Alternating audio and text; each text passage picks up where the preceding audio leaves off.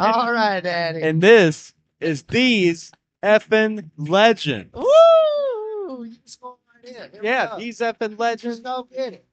Back This to the is break and woo! yeah, episode number 4. As we were speculating 454. earlier, I say speculating because I have no idea. I think this will be the fourth one that ends up getting released. 340. As of this date, it's the fourth one in production. So this will be episode number 4 of These Effing Legends, and it's gone through some changes as the entire layout of the podcast has over the past month or so. We're always supported by Howard. Plug right here first. Where's Plug. mine's not around. Oh, well, here, take this one. You have to cheers to yourself. Is that Take fresh? this one. Yeah, I ain't hit that one yet. You must have hit the one I just gave you. You didn't. I don't feel right about this. I'm trailing. I'm trailing behind. I'm trailing behind you. I'm going to. I'll be up early tomorrow. Don't worry about that. Woo! Fireball. These effing guys. Huh? Cheers to Fireball and these effing guys. Woo, effing legends. Thanks for helping us out. Feel free to support us financially. Fireball. Should I set up a GoFundMe? Probably. Should we like max capitalize right now? Like we both got coronavirus, motherfucker. We are sick. We may need to Spend find your money. investors. Like, how desperate should I go here? Get research grants. Fireball. So this week, these effing legends, and this segment has gone through some changes. It used to be the main focus of the show, and by and large, it still is. But yeah, these effing guys, we do our thing. But this is also a big part of our thing. This is the central draw of the entire show, and these are different stories about crazy shit, man. That has either been common knowledge to most people, and when I find out about it, I'm like, Jesus Christ, how did this ever happen? And they say, oh, you didn't know about that? That was like 25 years ago. And I'm like, Jesus Christ, how did this happen? It's been done before, check yourself, because you probably the first motherfucker. Exactly. Yeah. And I say that all the time. Any kind of situation you find yourself in, more than likely, humans have been around for a long time. Yeah, unprecedented. No one's ever done this before. No, it's the same old thing. People have run into these problems all the time. So you're never the first one to end up in your situation. Oh, no, but I don't believe that. You don't think so? I'm like a lot of things. Everything is unprecedented. They want to do their best to keep it in this precedent box, but it's all unprecedented. But carry on, legends. Oh, I'm sure these things have happened before to other people. Tell that to Mant'i. I would love to find other people in that same boat.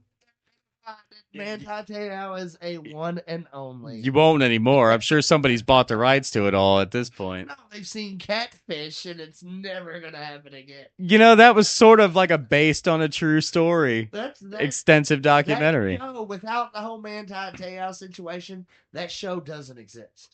So Mant'i, like we were discussing during the break, he is currently a linebacker. You said, right? Yeah. For the New Orleans Saints. He's probably early 30s, I'm guessing, something like that. Yeah, at this point now, probably late 20s, early 30s. Yeah, that's what I'm thinking. I'm not sure. I'm not real sure of his current age. So,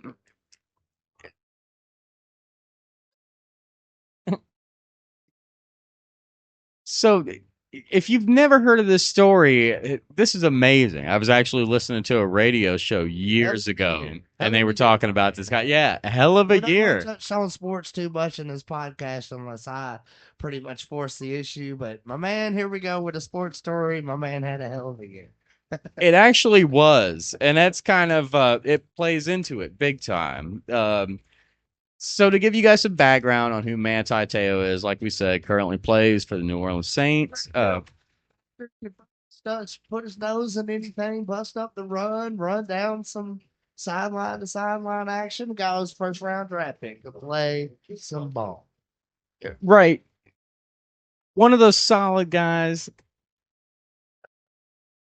that just shows up for work. We got multiple feeds going on here. Maybe some technical.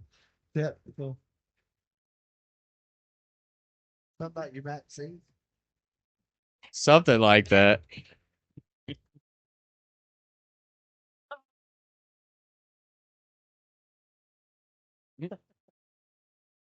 What's going on? Say hi.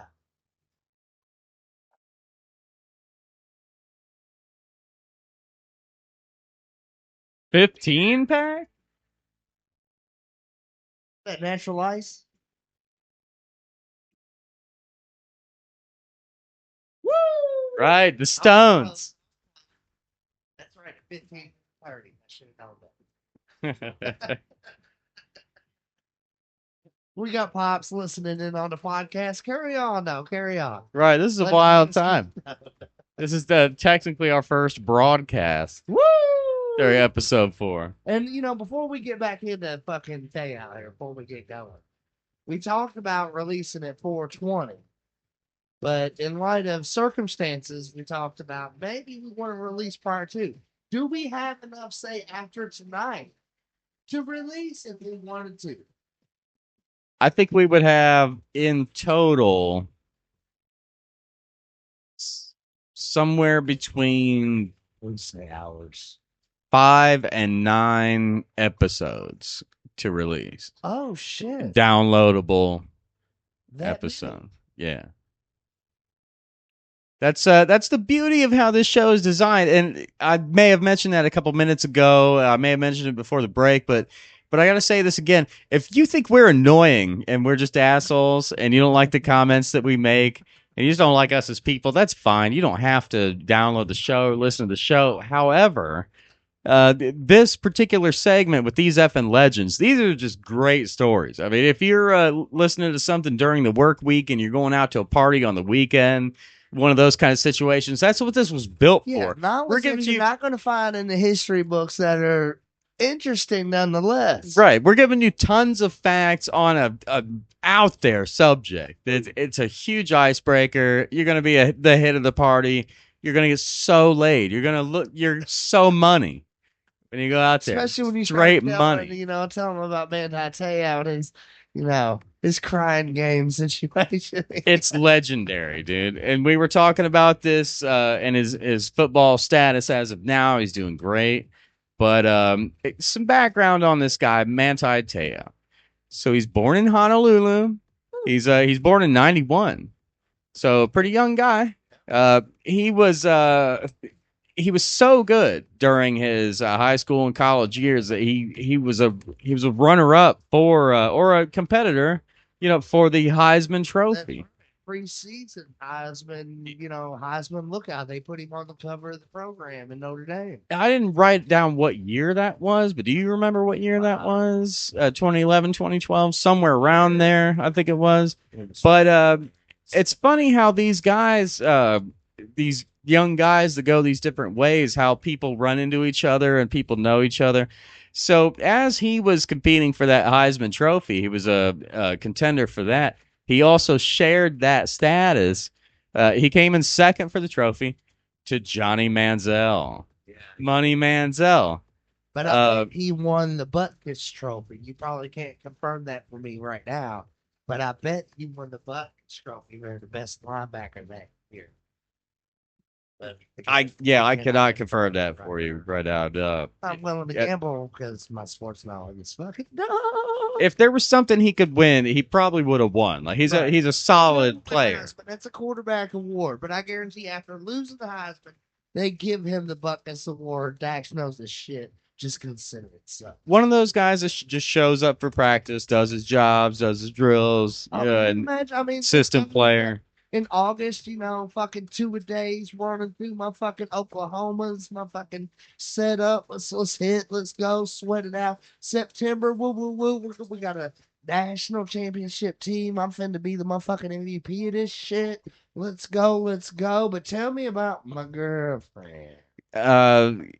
Well, before we get to that, I still got to say that when you cross people's paths, Money Manziel wasn't even the most interesting one. He also Johnny, keep it real. He crossed paths with not only Colin Kaepernick Oh, during his playing days. you probably fucking hate Cap. I must kneel on the flag. I don't have any opinion about that. I'm Yeah, trying you to fucking tell a do. Go story ahead. right now and make a podcast and not flare any opinions We'll or go ahead and talk about that later. incite car burnings or whatever.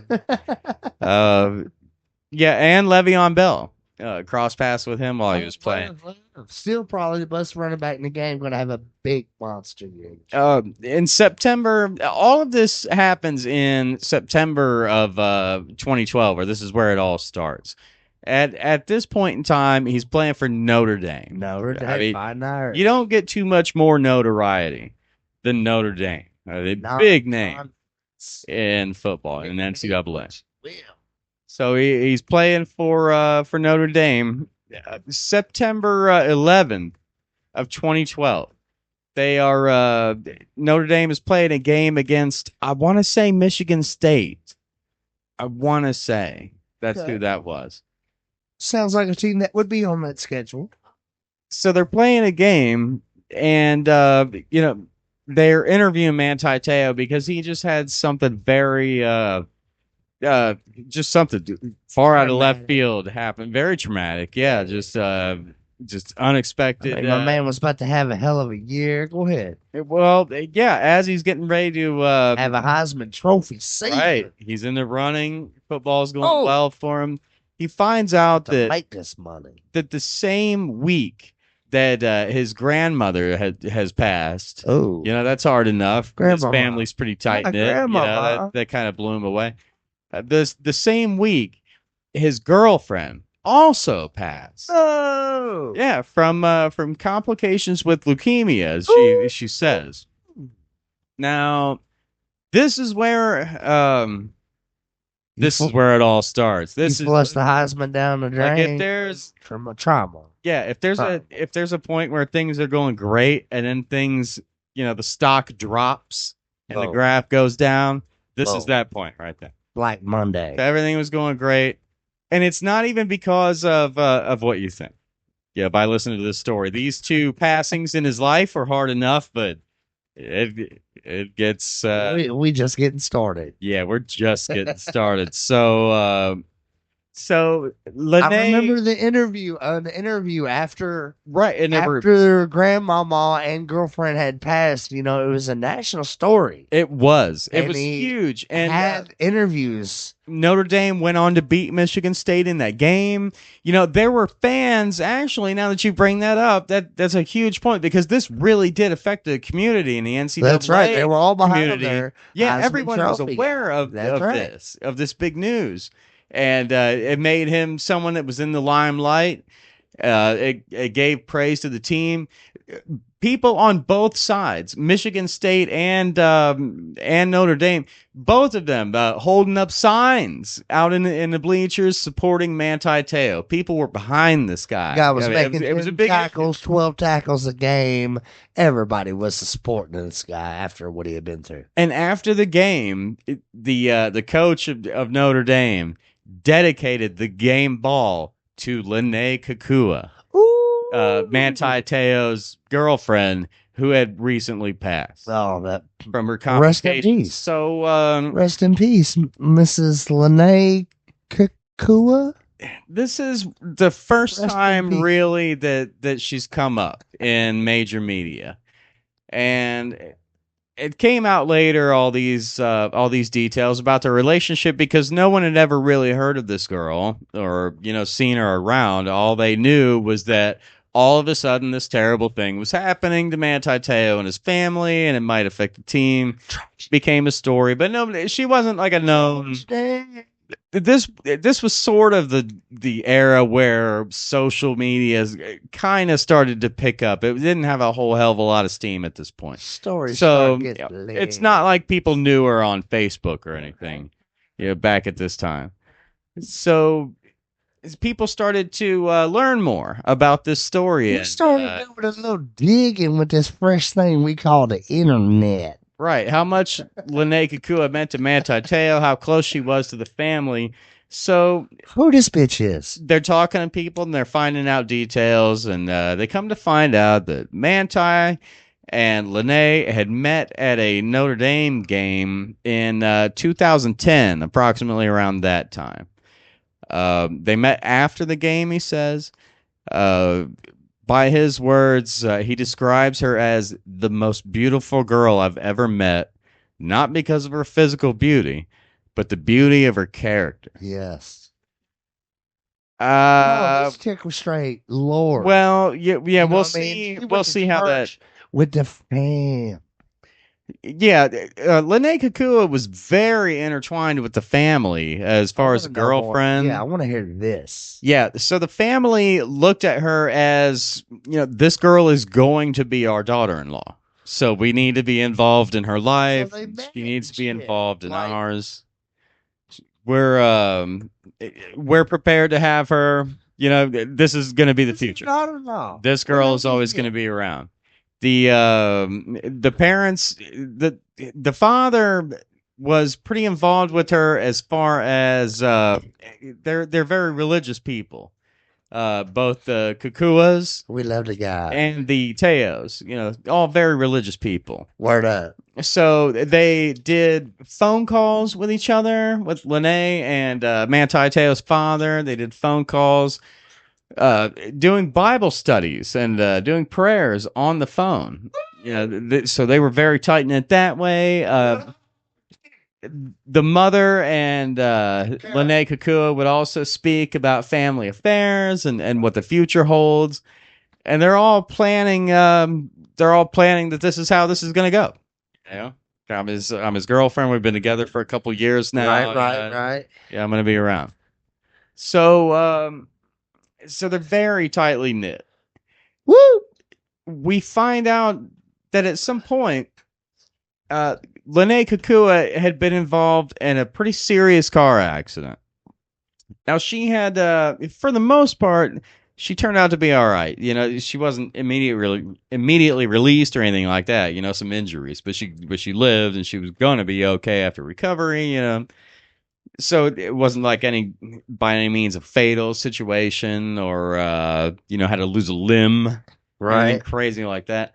She was going to be okay, except while during testing, while she was in the hospital for this random car accident, they did discover that she had leukemia.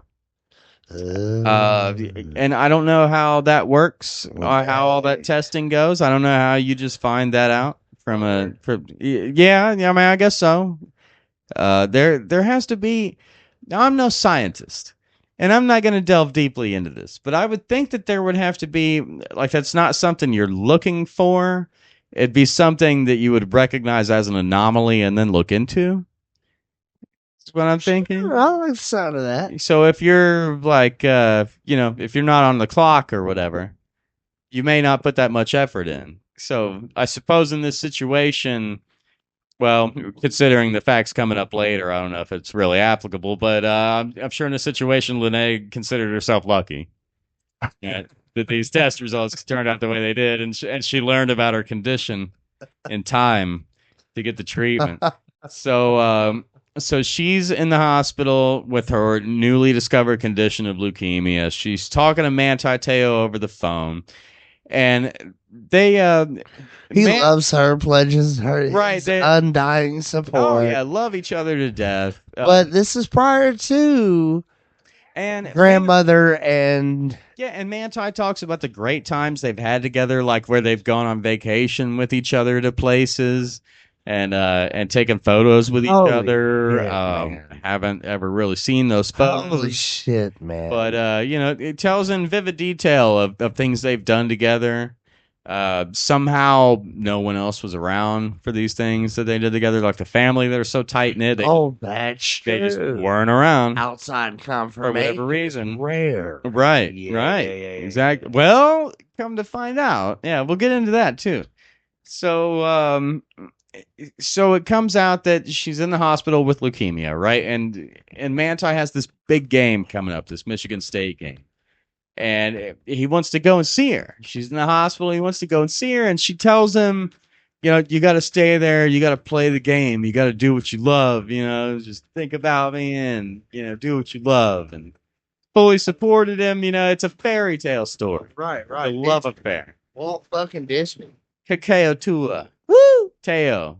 Teo Tua. Was that racist? Probably. It was a slip of the tongue. So he finds out about this, you know, he gets these well wishes, he goes and plays an incredible game. He talks about that at September 11th, you know. So this is right before the interview that we open up the story with. Yeah, he gets that message, yeah, that she had passed. Wished him the best, and then found out that she had passed right before he went out to play this game. Rest in peace, amazing. So yeah, and the world knew a little bit about the situation beforehand, it but went not national. that much. Trust the ESPN source over here, straight national. Well, she passed in early September of 2012. Here we go. Right, here we go. The wild part of this, you know, wild part due, because it's already wild. This unbelievable love between these two people. It's wild. Families involved. You know, she's so supportive, even on her deathbed. You know, incredible love story. But then You can do it, Mant'i. You can do it. you find out that, you know, Lene Kukua's love is just so strong, right? It's so strong. She's so passionate about this situation. Like I'm finna defy some odds. She's right so now. invested in Mant'i Teo that This is some otherworldly shit. on December 6th, 2012, Mant'i receives a phone call. Oh, who this bitch is? Well, it's come to find out, it's Lene Kukua. Surprise! Big surprise. I'm certain. Yeah, absolute shocker. You're not hitting enough high enough tone there for that. Surprise! What, October? What you November? doing, Mant'i? Approximately. How 3 you lead months. into that? How you lead into that? What you doing, bro? Yeah, about 3 months after she died, she calls Mant'i Teo to let him know that she's doing all right. Psych. Right. So obviously Mant'i is blown away by it. Blown the fuck away. Well, that's a very good question. Fuck. That's a very good question. Why does she gotta be here? You know, and I didn't find any details about that. Our guest in the studio just asked, if you guys didn't hear on microphone, she asked whether or not he went to the funeral. And I want to say, find yeah, any there's facts no about way that could have played out without him going to the funeral. that. You would think. Bizarre. And you would think that there would be photos on ESPN or something about him. Right, story carried, Heisman trophies, girlfriend, Exactly. et cetera, et cetera. Oh, and that would have pushed him over the top for the Heisman, I bet. Right, yeah. If they would have had media at The funeral. sympathy fucking vote would have been there. Yep. Yeah. Man, that could have pushed him So over. I'm gonna have to go. I'm gonna look into that a little bit further. That is interesting. Fuck, how many times this And it's so goddamn obvious. topic got to come into my life? So Mant'i gets a call from his 3 months deceased girlfriend, and she's doing well enough to make a phone call. Apparently, she's got service, maybe Boost Mobile or something like that. Right. You know, 20 maybe bucks, Family you know, Mobile Jesus. through Walmart, Obama phone. I think Woo. they still do that. Woo. Got The hooked heaven up, phone. gave him a call. The thing is that Saint the details of this call are pretty foggy for reasons, that you could understand. Right. I don't For wanna talk reasons much they want to about keep this. secret. But this happened on December 6th, 2012, 3 months after he found that she had passed. He waited 20 days, and this is a big detail coming up later. He waited 20 days until December 26th to tell his coaches and his team that he was receiving these calls, and they had to let the publicist know, and this was a big deal. Right. And That's where the during- story got some legs. During those 20 days, he had 3 different conversations with Lene Kukua. And you know what he found out during those 3 conversations? He found out that Lene Kukua, she's a man, baby. Oh, she's definitely a dude. Lene Kukua is a man. How do you? He is a local to Hawaii, just as Mant'i is. His name is Renaya Toyasasopo. Oh shit! And this guy, We're starting to trace Twitter accounts and this and that. Run it down. The people do their due diligence. and I have never even thought about looking up the. I think it was the Bingo! original cat. Homo Yeah, catfish. the biggest of all time that I know of. Which after Homo catfish you talk about earlier when they were like they supposedly met up and had vacations with the family or whatever. Never happened. Apparently that's bullshit. Mant'i claimed that him and Lene Kukua met after a game in 2010. Never happened. All the vacations that they took together never happened. He had made all these things up because his connection to Lene No, I Kukua assume was so the strong. allure of the appearance of getting laid far outweighed actually getting laid. Whatever kind of dream he was living, man, was so worth living that he was willing. He to was all in. to support. He was all in. He's like, the fuck women. Heisman Trophy. I'll suck this dick. Yeah, I'm this far in. In the back of his mind, you have to wonder: did he know this is a dude? I've been talking to this bitch for 2 years. I Gotta felt be no a dude. titties. She ain't sent me one titty pic. Yeah. Ain't sent me one clit pic. Oh, but that did happen. That did happen. You can get those on the internet. There were titty pics sent. There were photos sent. And let me explain. Illusionary. It gets titty wild. pics. It gets wilder. So this Renaya Tuiasosopo, he did carry on a Facebook profile and speak to Manti Te'o for 2 years, and text messages, phone calls. Yeah. But so he was so resourceful, I guess I have to say. Tuiasosopo, you mean? Tuiasosopo contacted a woman named Diane O'Meara. And the two of these, Tuiasosopo and Diane O'Meara, they went to the same high school. So they sort of knew the same people, but they didn't exactly know each other. But, the names cross and, different circles. Mildly familiar at Right, best. right. They would connect enough, through acquaintances to know each other. So he contacted this girl on Facebook and he told her, "Hey, we went to high school together. We knew this and this person.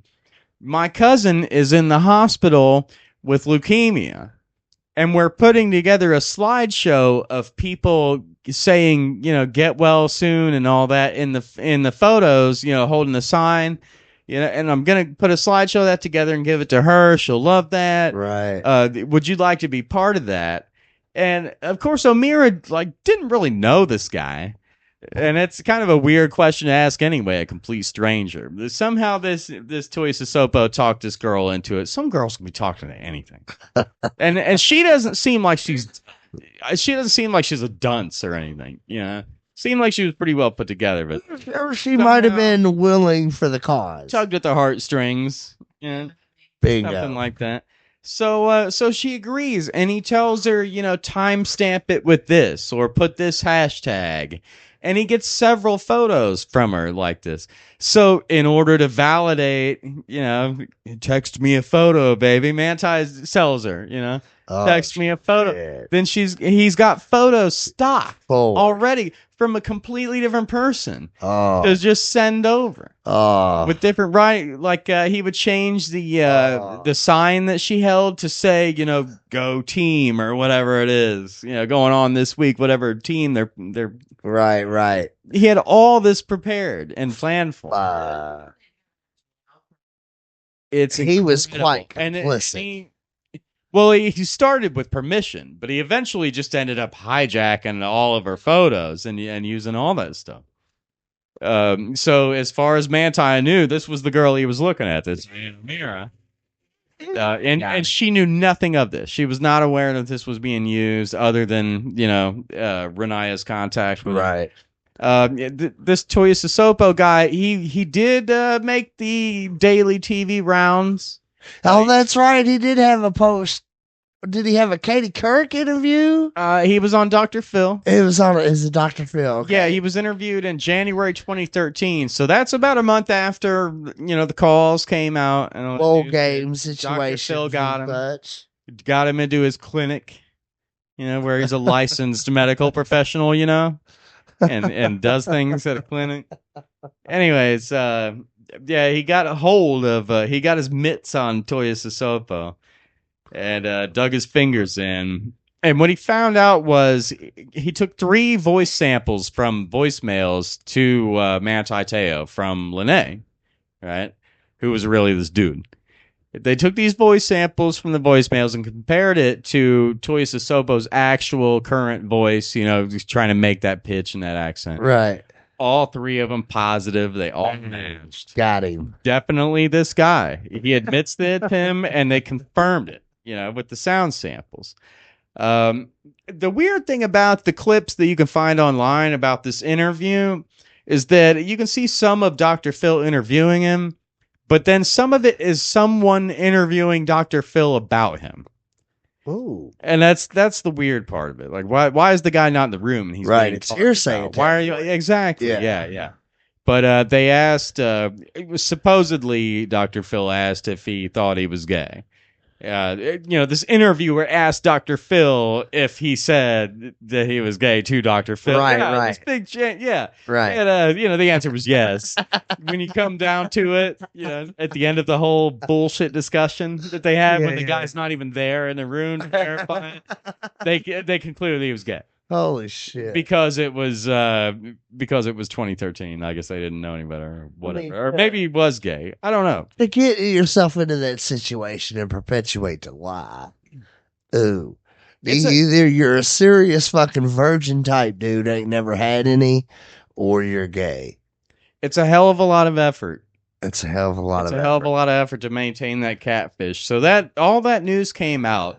And the coaches and all the staff and the people that were very close to Te'o professionally all backed him 100%. They all stayed by him. Yeah, people would say that he was involved just to blow up the media. I imagine they just admitted that he was probably young and dumb and fell for the biggest fucking con on the planet. I totally believe that. That's what I believe too. Yeah, I think he was just really good-hearted and his life was going good. He had a good upbringing. Unless he's like married now and he's sucking dick with his gay husband, I'm pretty sure the dude just fell in a trap that he had no clue how to get out of. He got lies way out of it. He couldn't tell his truth way out of it. Bang, got him. Whoop. Well, that's his tale. Fucking legend, man. Yeah, that is a legend. That's fucking. Hey, for 3 months, he was straight pop culture fucking gold. Yeah, and this all memes. I'm pretty sure he started the whole meme revolution with that shit. He did come out and address it in an interview. Man, it was either Katie Couric. It was some blonde chick. Now that we're on the subject of March being blonde chick, right? Katie Couric knows to qualify. And he did come out. He addressed it. He said that he did know nothing about it. And it was really just a sincere relationship. He considered it a serious relationship. He did lie about some of the events just to give credibility to it. It's a relationship. Think he was crazy. Right. Turns out he was crazy. So was the dude parading around as a chick with another chick spelled. I don't know how a lawsuit didn't come out of that. I just think that's the ultimate backfire.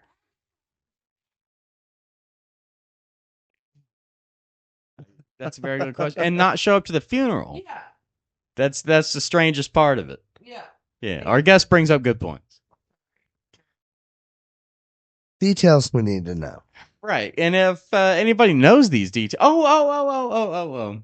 Before I wrap it up, we talked earlier about how Mant'i and Lene went on these vacations and these trips together, and there was no one else around to give it any verification, right? Right.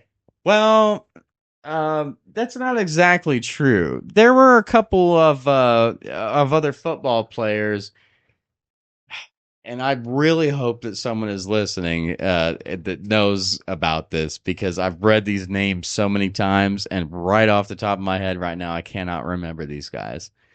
But these are known players from the NCAA They claim that when they went on a humanitarian trip to kind of do some Red Cross kind of stuff over on the western side of the United States and possibly down into Puerto Rico, I think they traveled down there as well. Some summer stuff.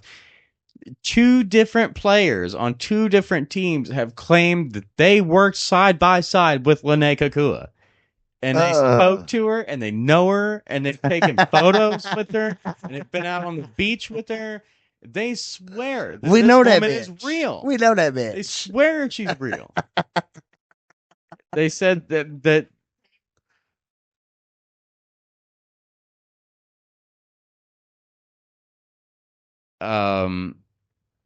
what a tangled web we weave when first we practice to deceive. Is that what we're talking? Okay. Sounds about right. So that's pretty incredible. That is incredible. It's depressing because Mant'i just ends up looking like a moron, like a sucker. Yeah. Yeah, but Which is probably true. but It's an accurate representation. but it's not even like he's a bad guy. No, I wouldn't say that. That's why this happened. Is because he's not a bad guy. How He's a really foolish good we guy. can be in this fucking country. Right. Yeah. So yeah, reading this story, the details of it myself, I never questioned that he was a part of it. I really just thought he was gullible or whatever, Right, naive. right. He just bought in. So that's a shame he had to learn that lesson so Poor publicly. guy. Motherfuckers lie to you. Woo! It's just the way life is. Fucking legend. So man. yeah, that is a legend. That's another history will legend never forget you, man. of Lene Kakua. You poor bastard. So yeah, and this is a separately downloadable episode, as I mentioned before. Bam, If you're little listening sneak to it, peek. most likely you did download it separately because you don't want to hear us talk about flame wars and You like smoking this hot shit. chicks in the first part of the show. I don't know why you people would skip that sort of thing. We go out of our way to bring Damn you it. titties. In the middle of my fucking corona. And ignorant people arguing with each other. Yep. Go out of our way to do this. We like that shit. So check that out in the beginning of the episode. If you didn't hear it already, if you downloaded this separately, check out these effing guys, the entire episode. And find the episode or find the segments that we cover and let us know on social media. I'm at Hale Rodriguez. Guys. Instagram, Twitter.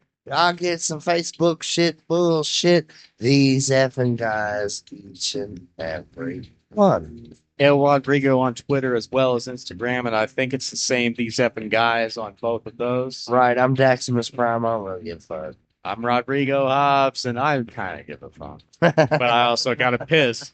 So we're taking off, you guys. We'll see you next week. You'll be back.